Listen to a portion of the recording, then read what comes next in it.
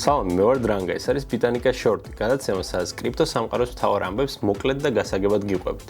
დღეს ნამდვილად სევდიანი ორშაბათია კრიპტო სამყაროსთვის. ბიტკოინის ფასი 8%-ით დაეცა და ეს ბოლო რამდენიმე კვირის განმავლობაში ყველაზე დაბალი მაჩვენებელია. ყველაფერი დაიწყო დონალდ ტრამპის განცხადებით და გამოცხადებული ტარიფებით. ვარაუდობენ, რომ სწორად ამ გადაწყვეტილებამ გამოიწვია ნეგატიური რეაქცია თავიდან სტოკ ბაზარზე და შემდეგ კრიპტოზეც. ბაზრიდან სულ რამდენიმე დღეში ტრილიონობით დოლარი გაქრა.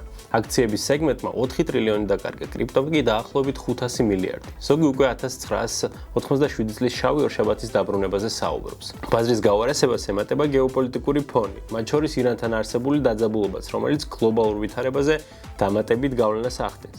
გარდა ამისა, ბირჟა კრაკენზე გადარიცხული 160 მილიონი დოლარის ბიტკოინმა კიდევ უფრო დაძაბა სიტუაცია.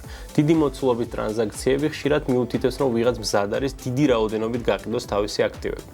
Mercurius CEO ამბობს, რომ ინვესტორების დიდი ნაწილი მხოლოდ აკვირდება და არ ჩქაროს პოზიციების შესვლას. Stablecoin-ების წილი ტრანზაქციებში პირიქით იზრდება. მისი თქმით, მიუხედავად მოკლევადიანი რყევისა, ბიტკოინის გრძელვადიანი პერსპექტივა რჩება პოზიტიური. თითქოს სხვა რა უნდა ეთქვა მას.